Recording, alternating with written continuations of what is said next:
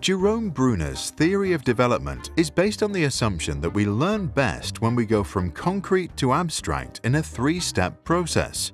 First comes hands-on action, then learning with images, and finally, students transform what they've learned into language. Throughout the experience, we constantly revisit previously learned topics, while teachers provide carefully structured guidance along the way. And it seems to work. In the 1980s, the Singaporean government decided to stop importing foreign textbooks and, instead, build the world's best maths curriculum from scratch. Since that time, Singaporeans study fewer concepts with greater detail, following Bruner's guideline. Before we learn how well this worked out, let's go through each step of the theory with an example. First, we learn through enactive representation. This happens in hands-on experiences, ideally with real-world applications. To divide 4 by 2, two students learn to cut a cake into 4 slices, so each can eat one now and bring one home later. Step 2 is iconic representation.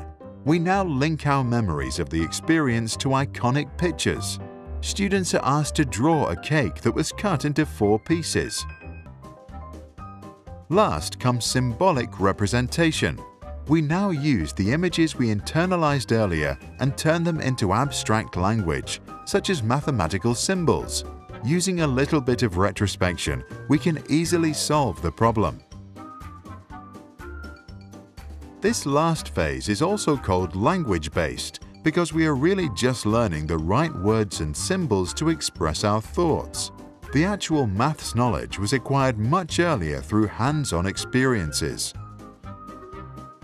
Bruner, therefore, advocated for the use of spiral curriculum with continuous repetition of the same fundamental ideas. The curriculum is comprised of 3 characteristics. Students revisit the same topic at regular intervals. The complexity of the topic increases with each revisit. The new learning has a relationship with previous learning. Teachers also use scaffolding, a term coined by Bruner. Teachers do this by structuring activities based on students' existing knowledge and in a way that helps them to reach the desired learning outcome. The teacher first demonstrates the process as the student watches. Then the teacher lets the student have a go, steps back, and offers support and feedback when needed. Today, by the way, Singapore's 4th and 8th graders are the world's best in both mathematics and science, and Singapore's maths curriculum is copied by educators from around the world. Jerome Bruner was born blind in New York City in 1915. At age 2, modern medicine restored his vision. Later, he returned the favor by becoming a pioneer in cognitive development. He believed that any subject can be taught in an intellectually honest form to any child at any stage of development.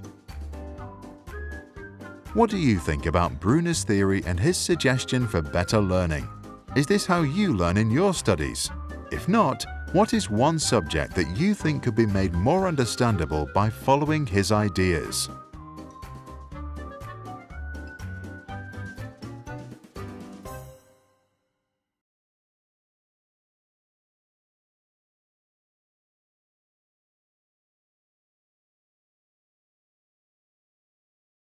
If you like this video and the way we explain the subject, subscribe to our channel. We try to explain complex subjects in simple language and cartoons to support students all around the world in their learning. If you want to support us, you can go to www.patreon.com/sprouts and donate. Just $1 from many fans makes a big difference.